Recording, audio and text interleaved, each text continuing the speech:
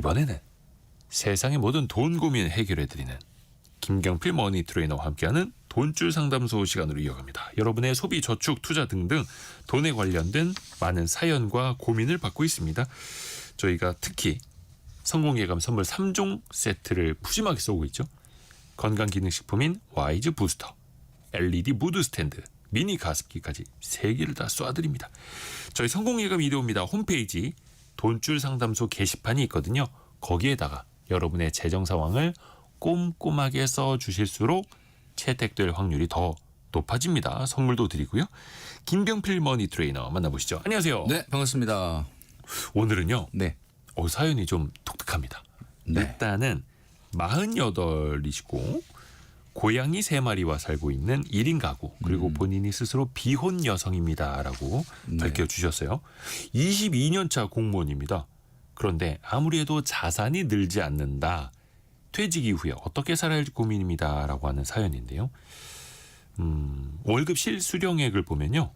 480만 원입니다. 적지 않습니다. 네. 일단은 좋은 이야기부터 하고 시작하시죠. 절반을 저축합니다. 아, 훌륭하네요. 네. 와, 22년 차 공무원, 실수령 480만 원, 48세 비혼 여성인데 절반을 딱 떼놓고 저축부터 시작합니다. 네.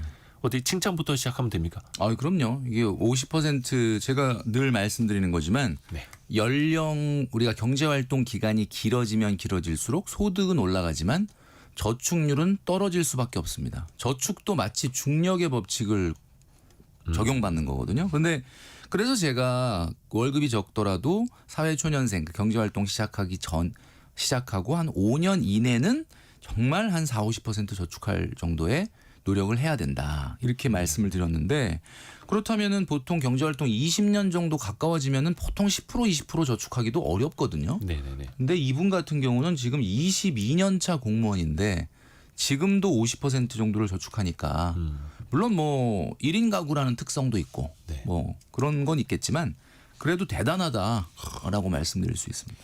그러니까 자연스럽게 소득이 늘고 나이가 들어갈수록 소비가 늘어날 수 그렇죠. 있는데 그걸 제어하면서 그러니까 이제 사회 초년생들 절반 떼내서 저축하듯이 여전히 22년 차 공무원도 이렇게 하고 있다라는 네. 거. 이건 칭찬해드려야죠. 칭찬해야 되고 지금 이제 이분이 걱정이 참 많으세요. 왜냐하면은 여기에 이제 구구절절 써주신 것이 근데 우리 청취자분들이 들었을 때는 아니 뭐 이렇게 상대적으로 봤을 때 이렇게 나쁘지 않은데 왜 그렇게 걱정이 많을까. 그리고 조금 전에 뭐라고 얘기하셨냐면 자산이 안 늘어서 걱정입니다. 이런 이야기 하셨거든요. 자, 그런데 노후는 절대로 자산의 개념이 아니라 소득의 개념입니다. 그러니까 우리가 이제 과거 같은 경우는 자꾸 노후 준비할 때 얼마 있으면 될까, 얼마 있으면 은퇴할 수 있을까, 자꾸 자산으로 생각을 하시는 분들이 많은데 이분 같은 경우는 공무원이시잖아요. 네. 공무원은 특징이 뭡니까? 내가 지금 소득을 다른 민간 기업에 비해서 많이 받지 않는 대신에 조금 더 안정적인 고용과 그리고 나중에 안정적인 현금 흐름이 창출되는 연금. 예. 물론 뭐 최근 같은 경우는 공무원들이 연금 개혁 이후에 연금 별로다, 많이 안 좋아졌다 이렇게 얘기는 하지만 옛날에 비해서. 예, 그렇지만 상대적으로 봤을 때는 소득을 계속해서 창출할 수 있는 직업이잖아요. 당장 소득은 적더라도. 그러니까 네. 이분은 컨셉을 자산으로 잡는 것보다는 소득 현금 흐름으로 잡는 게 좋겠다. 그렇죠. 최경미 님이 월급의 반을 저축하는데 자산이 안 는다는 게 이상하네요라고 보내주셨는데 반전은 좀 이따 시작됩니다. 네네네. 일단은 조금만 기다려주세요. 여러분이 생각도 못했던 일이 펼쳐질 겁니다. 아, 이거 벌써 얘기하면 안 되는데 이거. 네. 이거 얘기해야 되나 지금? 네. 소비의 3분의 1을 차지하는 게 있습니다. 아까 소개드릴 때 고양이 3마리를 키운다고 하셨는데 네네. 이분이 매월 고양이 관련된 비용이 70만 원씩 나가고요. 1년에 한 번은 100만 원 넘게 들어가는 달도 있다고 합니다. 요거는 어떻게 됩니까? 이분한테는 고양이가 유일한 가족이죠. 그러니까 아마 우리 청취자분들 중에서도 고양이나 강아지를 키우시는 분들이 반려견, 반려묘를 키우시는 분들이 굉장히 많은데 진짜 가족 같은. 그죠. 이분은 사실 지금 비혼 1인 가구잖아요. 네. 그 자녀라고 보시면 돼요, 그냥. 그러니까 안 키우시는 분들은 조금 이해는 안 가실 수도 있겠지만 이 부분을 줄이기는 사실은 정말 어렵습니다. 그래서 늘 말씀드리는 게 우리가 자동차의 유지비가 얼마 들어가는지도 모르고 덜컥 차를 사고 나서 나중에 낭패를 보는 경우가 있는데 네. 차는 팔면 그만이지만 예. 이 정확한 반려동물의 생활비를 모르고 덜컥 입양을 했다가 굉장히 또 낭패를 보시는 분들이 많은데 왜냐하면 반려동물은 파양을 하는 분들도 있기는 있지만 자녀이기 때문에 이거를 버릴 수가 없단 말이에요. 그래서 제가 늘 우리 돈줄 상담소에서 말씀드리는 슬기로운 소비 생활 10계명이라는 거 있지 않습니까? 예. 뭐 교통비는 이렇게 해라, 뭐 주거비는 어떻게 해라. 이 10계명을 모두 다 지키는데도 불구하고 돈이 안 늘어나는 분들이 있거든요. 그게 어떤 경우냐? 지금 이분처럼 반려묘나 반려견을 많이 키우시는 분, 그다음에 또 하나는 부모님의 간병이나 또 경제적 부양을 굉장히 전적으로 하는 경우. 이 두 가지 경우는 슬기로운 소비 생활을 10가지를 다 지키는데도 돈이 자꾸 안 늘어나는 경우가 된다. 그나마 다행인 거는 자녀처럼 뭐 학원비는 안 드는 자녀니까. 그렇죠. 반려묘면. 네, 그러니까 사실 우리가 봤을 때는 우리가 이제 자녀 교육비 많이 들어가는데 야 너는 자녀가 없어가지고 옛날 어르신들이 무자식이 뭐 상팔자다 뭐 이런 이야기도 있는데 좋겠다라고 얘기하지만 또 그 나름대로 이렇게 돈이 또 들어가는 경우가 있다. 이분은 지금 걱정이 굉장히 많다 그랬는데 1인 가구 월소득 480만 원이면 사실 이게 우리나라의 지금 1인 가구 중위소득이 218만 원이거든요. 네네. 그러면은 218만 원 1인 가구 중위소득보다 2배가 넘는 소득이에요. 그러니까 이분 같은 경우는 제가 조금 좀 지금 듣고 계실 텐데 네네네. 걱정하시는 건 너무 좋은데 이걸 일종 우리가 포모라고 볼 수가 있는데 너무 큰 걱정을 안 하셨으면 좋겠다라는 생각을 좀 말씀드리고 싶습니다. 아유 근데 이분이 참 고양이를 사랑하시나 봐요. 그 길고양이 사료 비용으로도 월 30만 원을 쓰시네요. 아유, 예. 그러니까 동네 고양이들까지. 우리 자식뿐만 아니라 바깥에 나가 보면은 이렇게 주인 없이 돌아다니는 그 고양이들을 보면은 또 마음이 짠하신 거예요. 그러니까 마음이 참 따뜻하신 분인데. 근데 그걸 한 달에 30만 원씩. 그러니까. 근데 이제 제가 사료값도 이분한테 비싸서. 뭐라고 말을 못 하겠는 게 예. 이제 이렇게 반려묘를 위해서 자녀죠 사실은. 네. 자녀 같은 이런 고양이에게 돈을 쓰고 자신한테도 엄청나게 돈을 쓴다 그러면 결국 본인의 노후 준비가 제대로 안 될 테니까 제가 뭐라고 좀 혼쭐을 내겠는데 사실 이분이 쓰고 있는 480만 원 중에 절반 정도인 240만 원 중에 고양이한테 나가는 돈을 빼고 본인한테 쓰는 거는 정작 150, 60만 원이 채 안 돼요. 네. 그러니까 저는 이분한테 뭐라고 할 수 있는 상황은 아니다. 일단 본인 소비 한 40%가 고양이로 나가는 거예요. 그렇죠. 그러니까 집에 이거는 있는 고양이든 길고양이든. 우리가 늘 제가 혼쭐 내는 게 뭡니까? 이 정도는 안 하고 어떻게 사냐?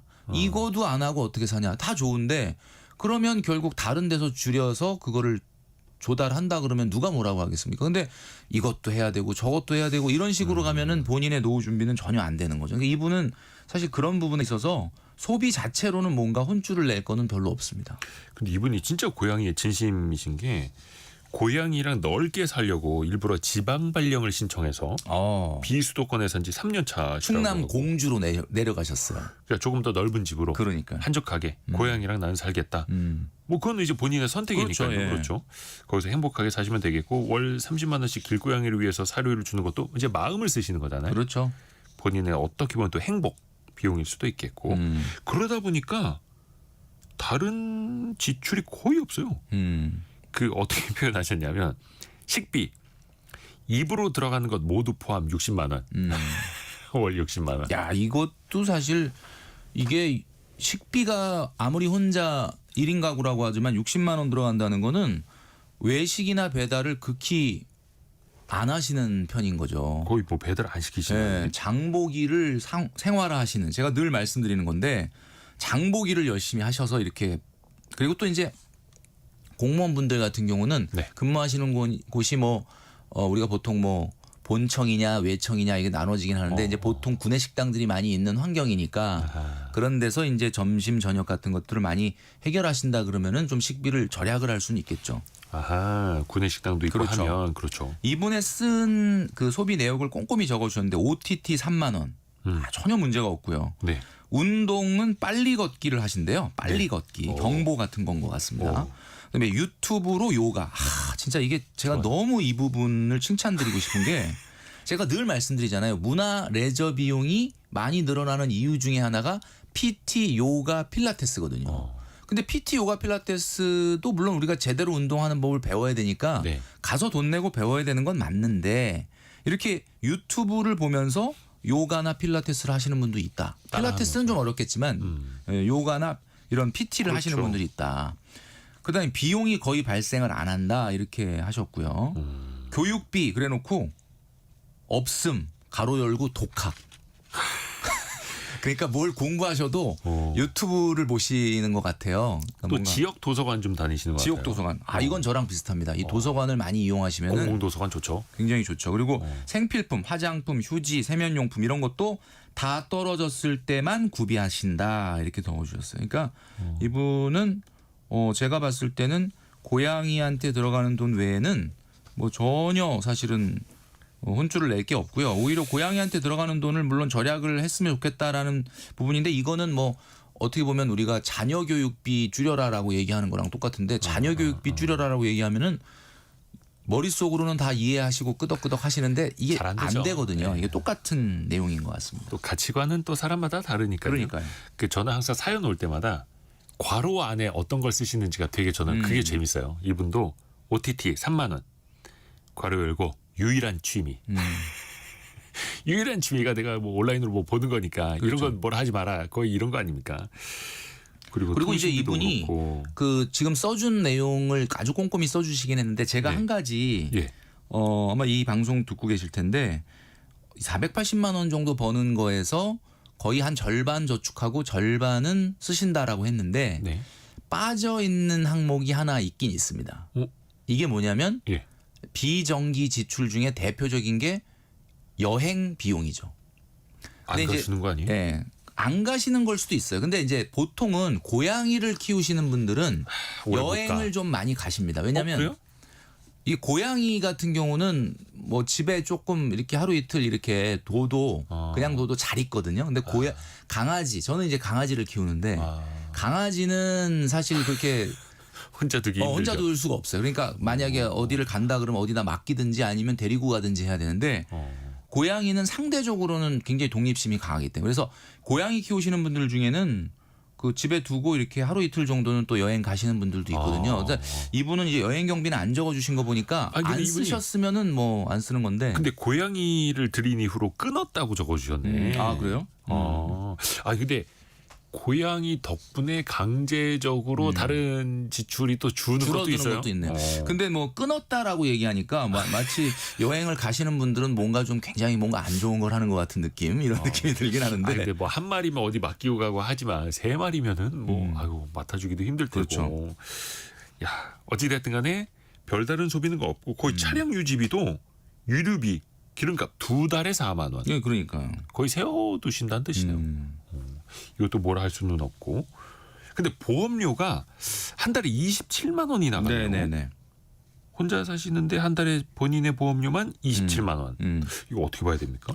이게 이제 이분 같은 경우에 80세까지 보장되는 보험과 100세까지 보장되는 보험 뭐 이렇게 두 개 정도 들고 있고 보험료는 27만 원 정도 됩니다. 그리고 이게 좀 많은 거 아닌가 본인도 이제 네. 그러니까 이 전반적으로 이분이 지금 고민하시는 건 뭐냐면 진짜 포모예요. 내가 뭔가 놓치고 있는 건 없는지 이런 건데 보험료의 비율은 늘 말씀드리는 거지만 소득의 3% 이내가 적절하다라고 보는데 3%라고 하면은 이분은 한 15만 원 정도면 되는데 27만 원 너무 많은 거 아니냐.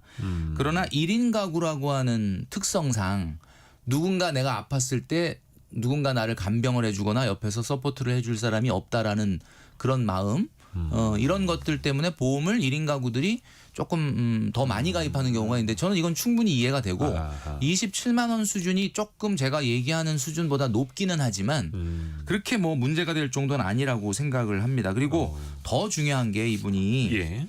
100세 보장을 가입하고 80세 보장을 가입을 했는데 이게 100세 보장으로 다 가입을 해야 되는 건지 뭐 이런 것에 대한 고민 좀 있으신 것 같은데 제가 보험료에 대한 80세까지만 보장해 준다면 왠지 좀 불안하죠. 그렇죠. 옛날에는 80세 보장 그러면 충분하다고 생각했는데 최근 같은 경우는 워낙 기대 그 수명이 길다 보니까요.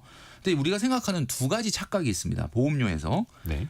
100세까지 보장되는 거를 꼭 받아. 난 80세까지밖에 안 되는데 그럼 100세 보장으로 바꿔야 되는 거냐?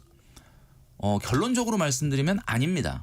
이게 왜 그러냐면 보험이라는 거는 세 가지가 줄어들거든요. 이게 뭐냐면 첫 번째는 보험료의 가치가 줄어들어요. 내가 지금은 한 5만 원 내는데 이게 10년 지나면 이 5만 원이 지금 내가 생각하는 5만 원이 아니죠. 그렇죠. 그러니까 보험료가 점점 가치가 떨어지고 두 번째 인플레이션 때문에. 보험금의 가치가 떨어져요. 이게 3천만 원 정도 보장이 되는 금액이다. 그럼 지금은 내가 만약에 그런 일 생겼을 때 3천만 원이라는 돈이 굉장히 큰 돈인데 요게 한 10년, 20년 지나면은 지금 내가 생각하는 한 300만 원밖에 안 될 수도 있거든요. 그리고 또 하나는 세 번째가 보험의 필요성이 떨어집니다.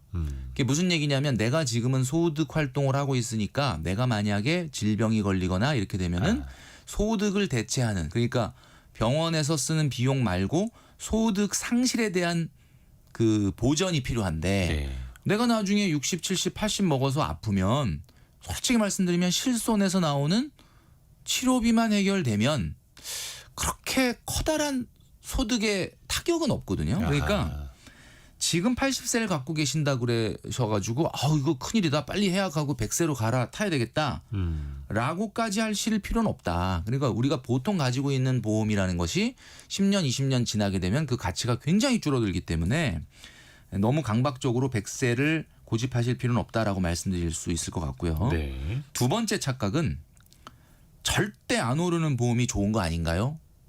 이렇게 또 이야기하시는 분들이 있습니다. 보험료 갱신되지 않는 거. 우리가 보통 갱신되면서 보험료가 올라가는 보험이 있고 또 하나는 일정 기간 동안을 좀 많이 내는 대신에 그 다음에 나중에 안 내거나 또는 아예 안 올라가는 보험을 많이 또 이제 그 우리가 광고를 합니다. 이러다 보면은 이게 무조건 더 좋은 거 아닌가 이렇게 생각하는데 이것도 결론적으로 말씀드리면 아닙니다. 네, 왜 그러냐면 사실 이게 보험 계리라고 하는데 수학적으로 봤을 때는 내가 갱신하면서 계속 적은 보험료를 내다가 계속 올라가는 보험료를 오랫동안 많이 내는 거와 지금 돈을 왕창 많이 내고 그다음에 안 내는 거는 수학적으로는 동일한 보험료입니다. 아하. 그러니까 이게 무슨 말이냐면 뭐 인플레이션이라든지 이런 걸 다 감안했을 때는 어차피 똑같은 보험료를 내도록 보험회사들이 계산을 하고 있는 거예요. 그렇기 때문에 이거는 내가 지금은 납입 능력이 있는데 나중에 납입 능력이 완전히 없어질 것 같다.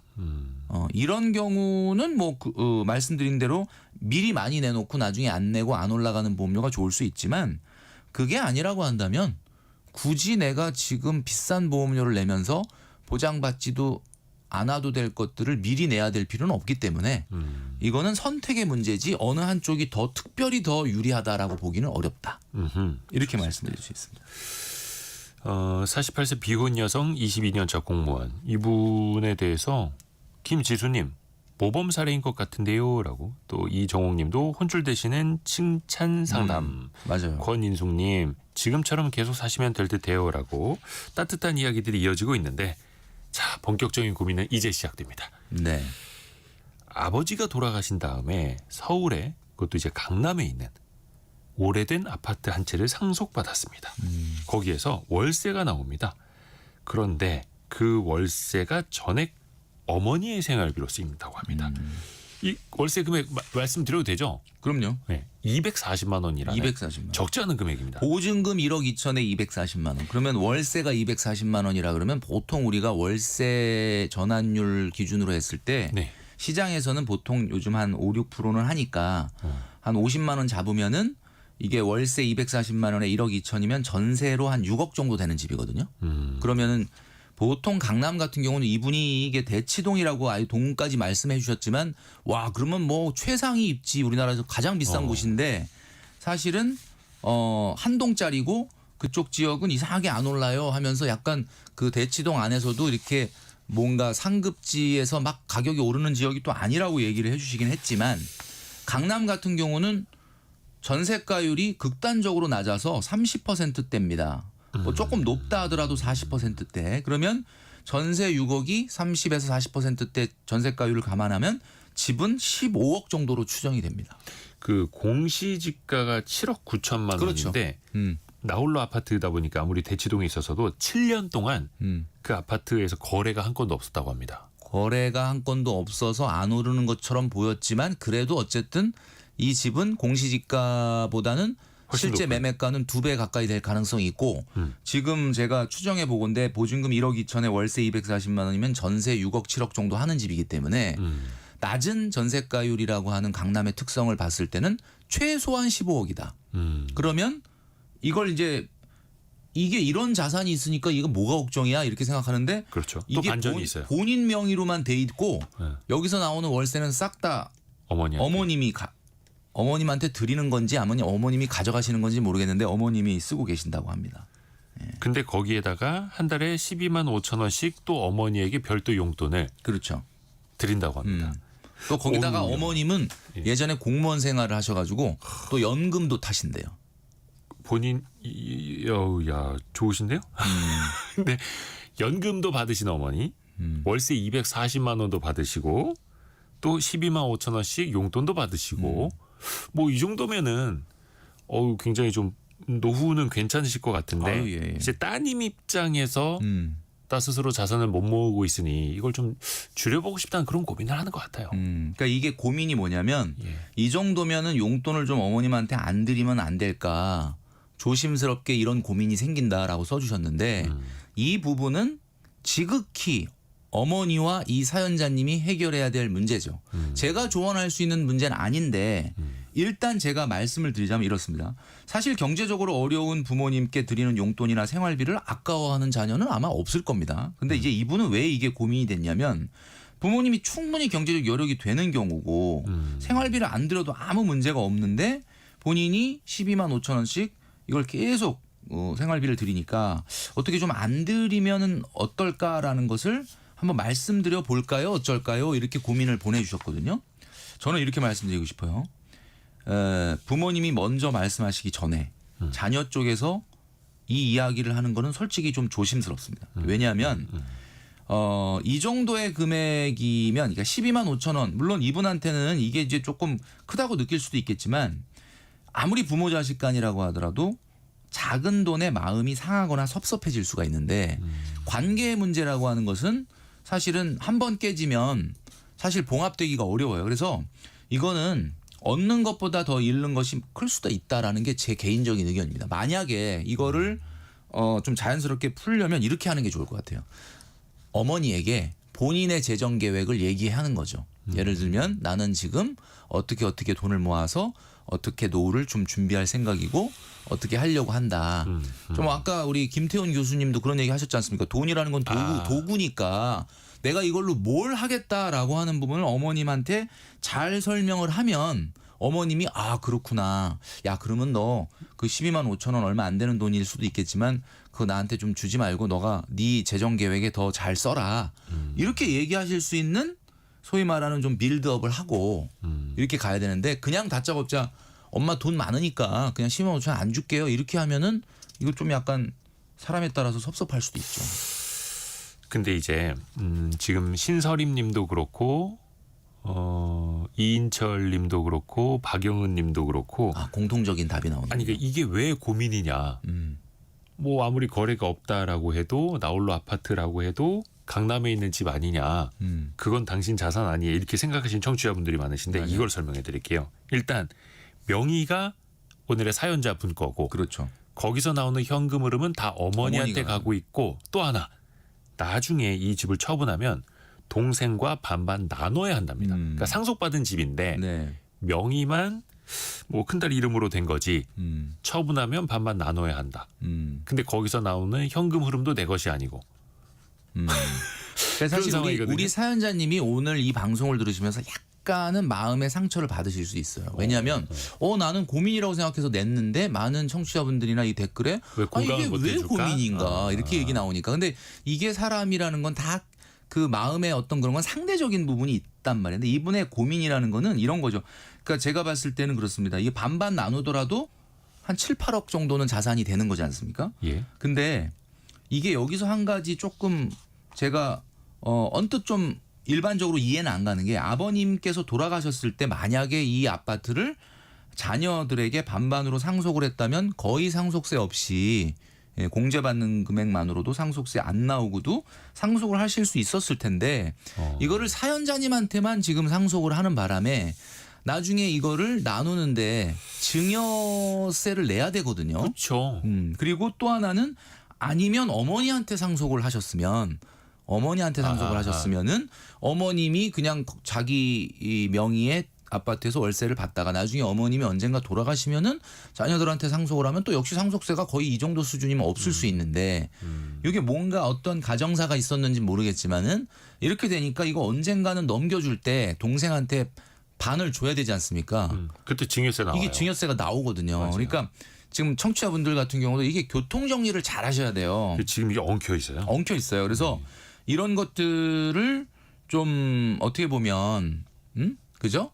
그런 부분도 있고 엄밀하게 얘기하면 제가 뭐 변호사나 회계사나 세무사는 아니지만 지금 본인 명의의 자산에서 나오는 240만 원의 이 소득을 어머니가 가져가시면 사실 이것도 증여세 대상입니다. 그래서 이런 것들이 좀 꼬여 있는데 이런 것들을 맞아요. 좀 정리할 필요가 있다. 그 생활비 같은 경우에도 진짜 생활에 필요한 정도이면은 상관이 없는데 그렇죠. 이거 조금 많거든요. 적지 않은 금액이 오랜 기간 누적되면 사실상 이 명의가 차명 아니냐 아니면 실질적인 자녀가 부모에게 드리는 증여 아니냐라고 그렇죠.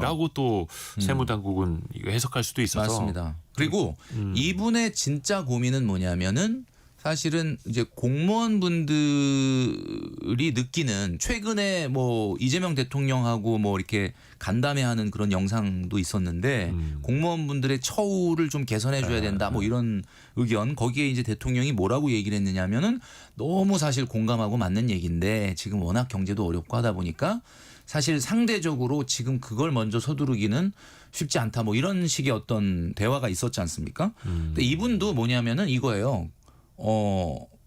일반적으로 봤을 때는 너무 컨디션이 좋은데 네. 이분 입장에서 보면은 또 내가 답답한 게 뭐냐면 지금 좀 전에 말씀드렸던 것처럼 자산으로만 돼 있고 내가 돈 한 푼도 못 쓰고 그리고 나중에 또 증여세를 내야 될 수도 있고 뭐 이런 상황인데 오늘 이제 들으시면서 약간 속상하실 수도 있지만 상대적으로 봤을 때 컨디션이 나쁘진 않은 건데 너무 과다한 걱정은 하시지 않는 게 좋겠다. 그래서 우리가 이제 보통 그렇지 않습니까? 그 워렌 버핏의 오랜 사업 파트너이자 버크셔 해서웨이의 부회장이었던 그 찰리 먼거가 이런 말을 했거든요. 네. 세상을 움직이는 것은 탐욕이 아니라 질투다 이렇게 이야기를 했는데 맞아요.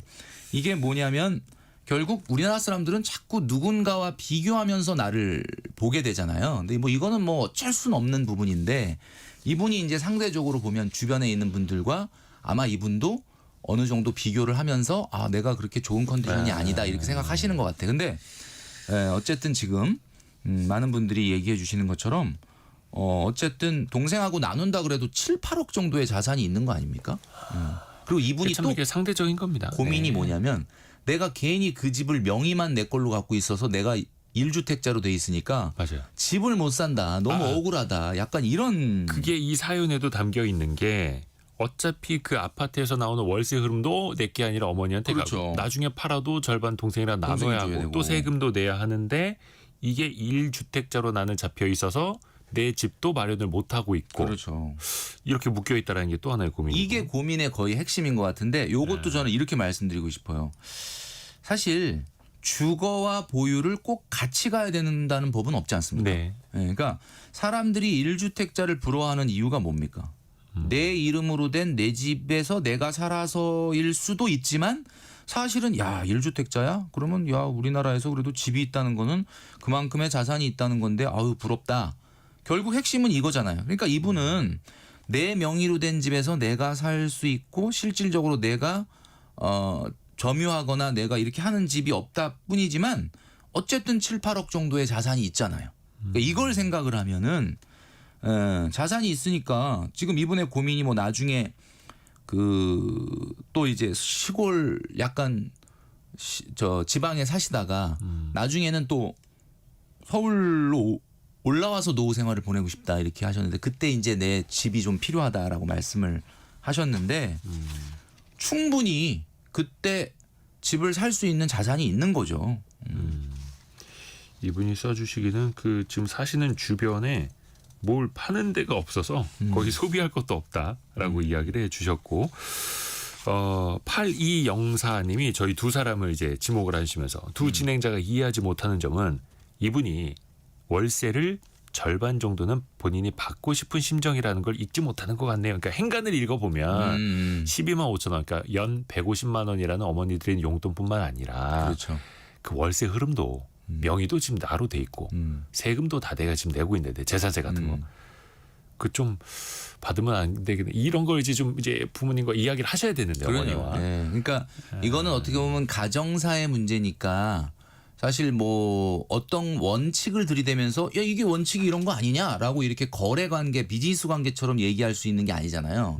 그러니까 중요한 거는 우리가 늘 말씀드리지만 가족 간에 특히 부모 자식 간에 또는 부부 간에 이 대화가 되게 중요한 것 같아요. 그러니까 이게 의사소통이 안 되면 그러니까 오늘 지금 지적을 해주신 것처럼 이분의 진짜 속내는 여기에 워딩으로 이렇게 쓰진 않으셨지만은 내 명의로 되어 있는데 엄마가 돈은 다 가져가고 나는 재산세만 내고 나중에도 이것도 동생하고 반만 나눠야 되는데 이거 어떻게 하면 좋겠냐. 이게 이제 그 돈 고민이라기보다는 가족 간의 그렇죠. 관계 고민일 수도 있어요. 관계 고민인 거죠. 이분이 또 써주신 그 내용 중에 하나 기억나는 게 성격에서 좀 어머니랑 차이가 많이 나나 봐요. 그래서 같이 살기도 힘들다. 그렇죠. 예, 또 이렇게 또 써주셨고 그래서 이 돈 이야기를 직접 하시는 것도 좀 쉽지 않으실 수 있는데. 그러니까 성격이 안 맞아서 사실은 그렇게 막 아주 사이가 끈한 것이 아닐 수도 있다면 오히려 더 그런 말을 툭 내뱉었을 때는 사이가 더 멀어질 수 있어요. 아니 근데 부모 자식 사이에도 뭐 굳이 이렇게 사이가 나쁘지 않고 그냥 쿨하게 야 너랑 나랑은 성격 안 맞아 못 살아 따로 그렇죠. 사는 게 편해 뭐 이런 분들도 있고. 많아요. 일단 송성희님이 재산세도 계속 내야 할 텐데 교통정리 빨리 하시는 게 나으실 듯합니다 보내주셨고 유연옥님은 어머니를 모시고 세무사 사무실 한번 가보시는 게 어떨까요? 그러니까. 세무 관계도 말씀드리고요. 맞아요. 이렇게 이야기를 좀 해주셨습니다. 이분이 이제 48세이다 보니까 물론 정년까지 다닐 수 있는 공무원이기는 합니다만 나중에는 다시 수도권으로 좀 올라와서 맞아요. 진짜 내 집을 마련하고 싶다라는 고민을 하고 계세요. 네. 그래서 지금이라도 좀 대출을 받아볼까 이것도 고민을 하시더라고요. 자, 뭐 최근에 이제 그 서울 같은 경우 일부 지역은 아파트 가격이 많이 올라가면서 뭐 새 정부가 또 새로운 대책도 내놨고 대출 규제 이런 것들이 나와 있는데 자, 이 시점에서 과연 이분이 대출을 좀 받아서 그렇게 되면 2주택자가 되는 거예요. 그때 명의가 지금 이 아파트가 본인 명으로 돼 있으니까 만약에 조정 대상 지역 내에 사시게 된다면은 취득세는 2배 이상 8%까지 올라갑니다. 그럼 예를 들면 맞아요. 한 10억짜리 아파트를 산다면은 취득세로만 거의 8천만 원을 내야 될 수도 있는. 그러니까 이분이 그러니까 대부분 이제 상속받으신 집이 있으신 분들이 하시는 고민이 그거잖아요.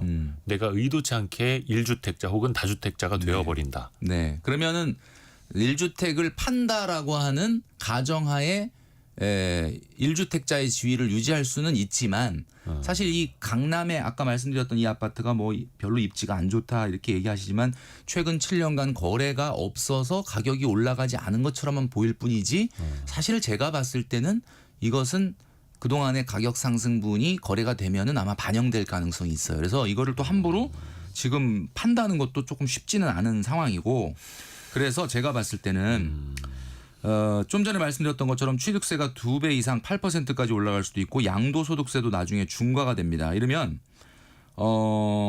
어떻게 보면은 그 최근에 일부 뭐 그 상급지 같은 경우는 가격이 치솟다 보니까 뭐 포모 현상으로 막 추격 매수를 하시는 분들이 있는데 네. 제가 결론부터 말씀드리면 우리 그 성공예감 별책 프로 시간에도 제가 한번 말씀드렸지만은 서울 아파트의 상승률이라는 것은 오를 때 보면은 막 내가 지금 안 사면 막 그냥 큰일 날 것 같고 이런 포모가 공포감이 생기지만 다시 한번 마음을 잘 다스려 보고 보시면 장기 수익률은 제가 말씀드렸던 것처럼 그 기대 인플레이션인 국채 10년물 금리의 플러스 1, 2% 수준에 수렴한다. 과거 데이터를 보면 수도권의 아파트는 거의 1년, 2년 단기 수익률이라는 것은 정책이나 금리나 경기에 따라 변동을 하지만 10년 평균 수익률은 거의 기대 인플레이션 플러스 1, 2% 수준에 수렴을 하니까 지금 이분이 새로 산다면 뭐 강남에 사지는 않을 거라고 봤을 때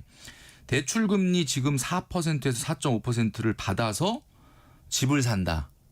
저는 실효 이익은 거의 없다라고 저는 의견을 드리고 싶어요. 그래서 집값 상승분을 이분이 왜 포모인 공포감을 가질 이유가 전혀 없는 게 그러면 어떻게 이렇게 집값 오르는데 내가 빨리 1주택자가 돼야지. 이미 1주택자이신 거고 내가 거기를 점유하고 거주하지는 못하지만 나중에 집값이 올라간다 그러면 이 강남의 아파트가 아무리 뭐 한 동짜리고 뭐 입지가 안 좋다 그래도 안 오르진 않거든요. 그러니까 그런 부분은 다 수혜를 받으실 수 있으니까 전반적으로 너무 과한 고민은 안 하시는 게 좋겠다. 많은 분들이 또 우리 따뜻한 청취자분들이 조언도 많이 해주고 계세요. 백동현님이 그 앞으로는 좀 노후 준비를 해야 할 것 같아서 금액을 좀 조절해야 할 것 같아요와 같이 정중하게 설명하는 게 중요합니다. 이렇게 왜냐면 이제 본인의 노후도 어머니한테? 준비해야 된다는 걸 어머니한테 좀 설득해 보더라라는 그렇죠. 제가 아까 거고. 말씀드렸던 내용. 이원용님은 아까 심리학 개론 시간을 들으셔서 그런 것 같은데.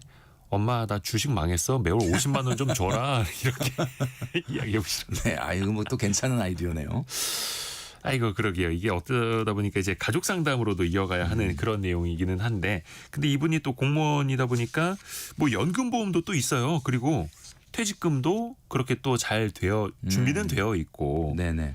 뭔가 당장 빈곤은 걱정하지 않으셔도 되는 상황이긴 합니다. 그렇죠. 예. 이분이 또 걱정하는 게 자기가 저축하는 부분의 대부분이 연금이다 보니까 이걸 연금으로 하는 게 맞는지, 왜 아까 우리가 저축을 230~40만 원이나 하는데 자산이 늘어난다는 느낌이 없느냐. 연금의 대부분을 쏟아붓고 있기 때문이거든요. 자, 제가 마지막으로 이 조언을 드릴게요. 네.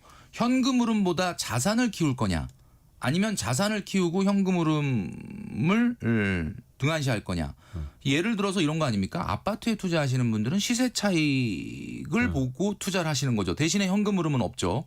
내가 직업이 있어서 당장 현금 흐름 필요 없다 하는 분들은 당연히 그런 식의 투자를 하는 겁니다. 그런데 노후가 가까워지거나 노후로 진입한 분들은 아파트가 뭐 뜯어먹을 수 있는 것도 아니고 주식을 하더라도 그런 분들은 투자를 한다 그러면 임대형 부동산에 투자를 하거나, 주식을 하더라도 나스닥보다는 S&P 500, 그러니까 나스닥이나 S&P 500도 중요하지만 뭐 예를 들면 배당주 같은 데 투자를 하시잖아요. 그러니까 네.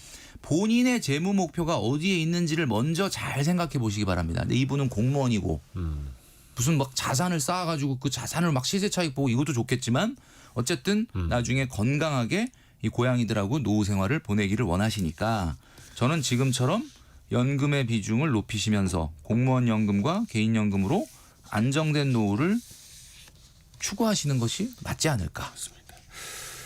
오늘 청취자분들도 공감하시는 분들도 공감 못하시는 분들도 계시는데, 어찌됐든 간에 우리 주변에 이렇게 계시는 다양한 사연을 우리가 또 들어볼 수 있다는 것도 또 네네. 우리가 같이 배워볼 수 있는 그런 시간이 되는 네. 거고요. 김경필 머니 트레이너였습니다. 고맙습니다. 네, 감사합니다. 라디오 정보